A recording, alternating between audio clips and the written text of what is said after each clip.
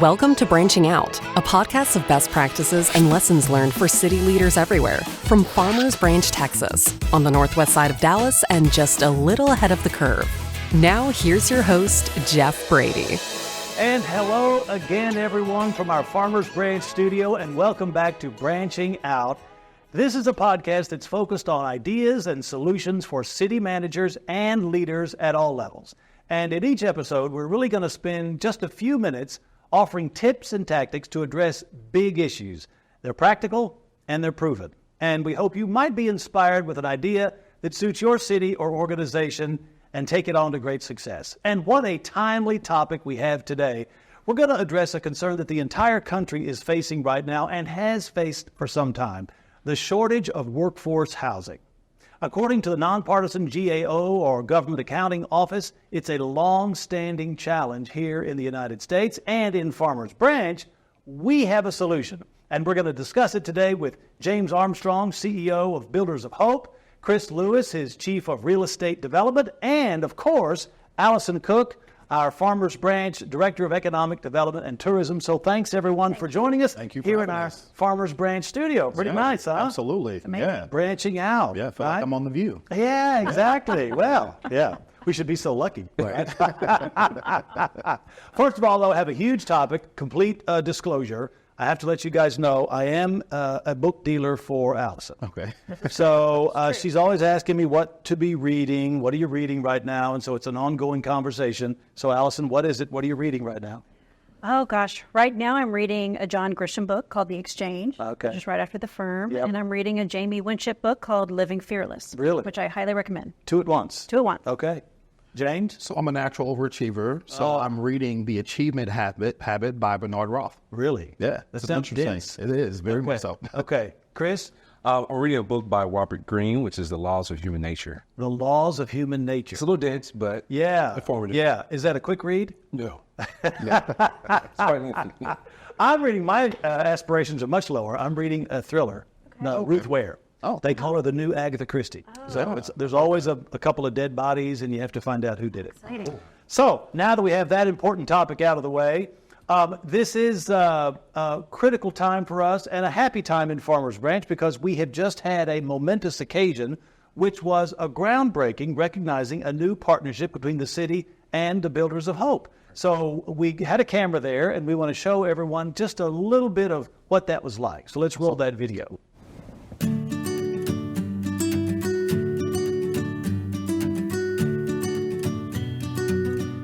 We all know that this is a great place to live. The more I visit, the more attractive it becomes, from the parks to the amenities to the convenience of highways. This is the city to live in. We've been in the revitalization business for about the last 30 years, but this is something different. We all know that it is becoming more difficult for working class families to obtain that American dream of home ownership. And Builders of Hope in our housing development program aims to do just that, put working class families into quality, safe starter homes so that they can grow in their economic mobility. Trying to catch the American dream and the home ownership is so hard nowadays, and for many people it's almost impossible. And Builders of Hope is going to be helping to transform our community with the building of 5 of these new homes, attainable housing. We are bringing in teachers and servicemen and women and the surrounding workforce to come and live in this beautiful city called Farmers Branch. Buying a home is a major commitment, but having Builders of Hope there to support me, to be there through every step of the process, it was a blessing. I'm living in my home and I love every bit of it. So that was a great day. And James, we touched on it in the video, but for people maybe who haven't heard the term, how do you define workforce housing? So we define workforce housing as just that, housing that is affordable for the workforce. One of our guiding principles at BOH is that we believe that families should have the opportunity to live where they work. We all know about the stories of people traveling 30, 45 minutes just to go to work. And we believe that a healthy city provides housing for their workforce. And that's really what Builders of Hope does. Absolutely. And so by way of introduction, we have another video that we borrowed from your website as a kind of a summary of Builders of Hope. So let's take a look at that briefly. What would it look like if cities across America created safe, quality, affordable neighborhoods where families of all incomes could thrive? Hi, my name is James Armstrong, and I have the privilege of serving as the President and CEO of Builders of Hope Community Development Corporation. Builders of Hope exists to transform Dallas and surrounding communities by investing in people and the places in which they live through our proprietary community development model, which includes constructing and preserving quality, affordable homes, community transformation initiatives, cultivating public policy, and creating pathways for economic mobility for low to moderate income families. The communities and residents we serve face numerous obstacles, many of which are remnants of historical injustices such as segregation, redlining. Since our inception in 1998, Builders of Hope has delivered transformational impact to families in Dallas County by securing and deploying over $30 million in subsidy and grants, creating over 1,500 construction jobs, developing 500 single-family homes, and creating over $25 million in wealth for low to moderate income families. We build economic mobility for families. We build hope for home ownership. We build quality, affordable housing for all. Our vision is to create economic mobility for all, because where you come from shouldn't determine how far you can go. So, James, you're getting a lot of great FaceTime. Yeah, a lot of PR. Yeah, don't send me the invoice. We won't do that. But this, you're clearly BOH has a legacy and has done some great work. But the project between BOH and Farmers Branch is really the first time that your development corporation has moved outside the city of Dallas. Yeah, absolutely. Was that important for you? Yeah, absolutely. So for 25 years, BOH has been transforming neighborhoods within Dallas proper. We get calls on the daily basis of the need that we see in other cities outside of the city of Dallas, like Farmers Branch.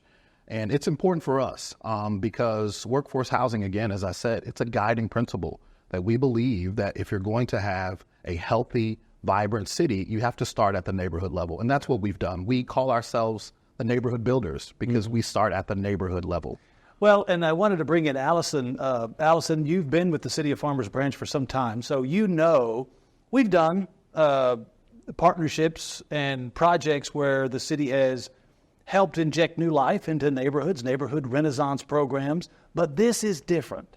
Why do you see this as something that is really unique and important? We've been running Neighborhood Renaissance, I think, since the 1990s, buying dilapidated homes and selling lots. And this is different because the neighborhood of Valwood Park is different.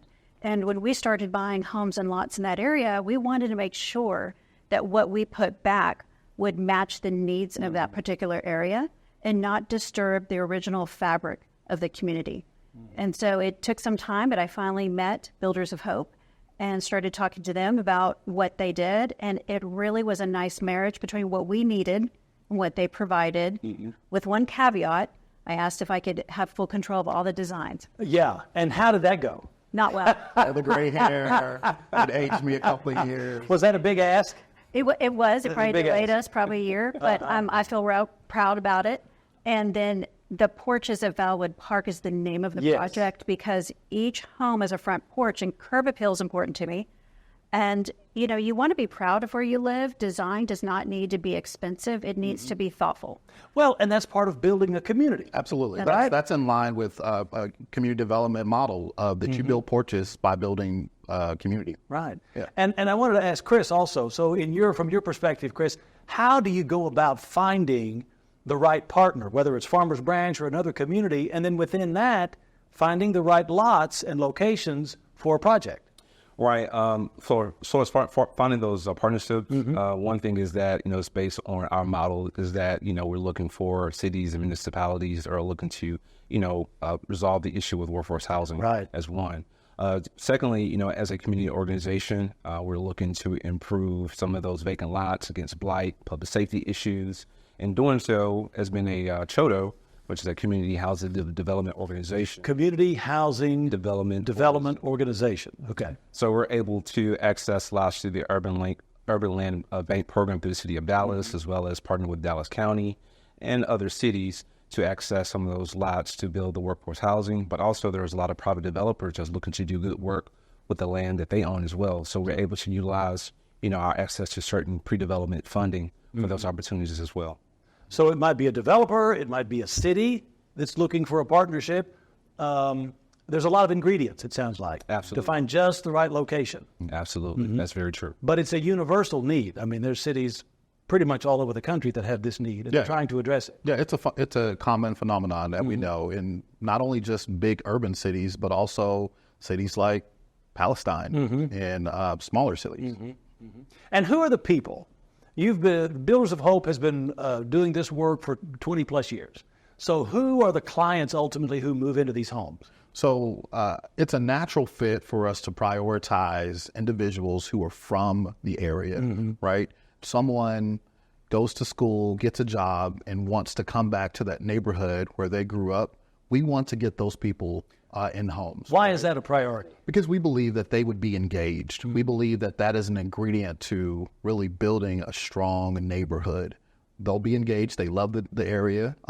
They're familiar with it. And also we want to provide attainable housing for the workforce. So individuals who live in the city, like our servicemen and women, the teachers, maybe someone that works at the local nonprofit, people who are already stakeholders in the city, we want to give them an opportunity and create access for attainable housing for those individuals. So they're not driving an hour to get to work. Yeah, driving from Frisco, going to Frisco, going to Forney, or going to Fort Worth, just to work and then coming back. We want to fix that, and I think cities would be better if they put a focus on how do we provide attainable housing for our workforce with porches. With porches in Pennytown. But not all Builders of Hope projects have porches. But ours did. Ours did. So what would you suggest other city leaders consider,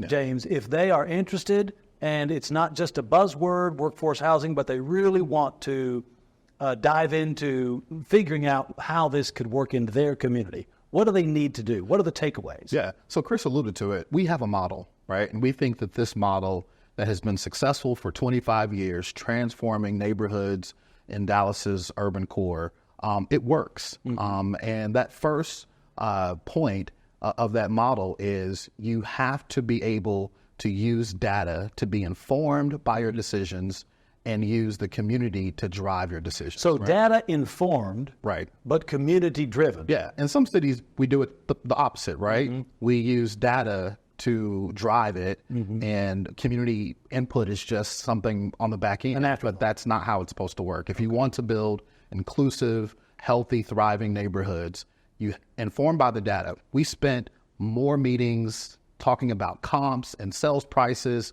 and the affordability of the workforce of Farmers Branch before we even got to the porches in Pennytown, right? Sure. And so that's important. And then community has to drive it. We want communities to drive it because we also want them to be advocates for it. So that's point number one. And the second point that you had mentioned to me before had to do with the financing. Absolutely. Right? So just being creative about how you finance the projects, partnering with local bank institutions that offer rate buy downs and down payment assistance, and cobbling together the capital stack per home for that buyer, so that that increases their affordability and really gets them into a home that really they wouldn't be able to because of market variations. Yeah. A standard mortgage is not for everybody. Absolutely. Right. Absolutely. Right. Yeah. Thinking outside the box. And then the third point has to do with land. Absolutely. Right? Yeah. And Chris can kind of speak to that. So what is it? You have to kind of think non-conventionally about the land too, right? Yeah, correct. So from my experience being on the Planning and Zoning Commission for a number of years for the city of Dallas, I learned we're in the state of Texas, and the Dallas-Fort Worth Metroplex is huge. There's a lot of available land, from agricultural land, from industrial research. We can revitalize those available lots to do walkable mixed use, some type of hybrid model, more small density or increase the density to allow more affordability for workforce housing. So we just kind of have to think outside the box and be innovative. So those are our 3 points. That's great. So the project should be data informed but community driven. And I think that's a great distinction between the two. Think outside the box for financing. So a traditional mortgage is not for everybody. Absolutely. Doesn't have to be for everyone. And then reimagine land inventory. And Chris, you made a great point that there may be property or land in a community that possibly wasn't used for housing before, but could be. Absolutely. Mm-hmm. Mm-hmm. And should be. Perhaps could be and should be. Mm-hmm. Mm-hmm. And curb appeal. And curb appeal. And maybe should have a swing. And maybe should have a porch swing. So these porches are very large. They're not your traditional small little porch. Yeah. And they have committed to porch swings. Did that require a lot of arm twisting? It did. They're still not happy. Had you ever done a porch with a porch swing on it before? Yeah, we've done porches before. Okay.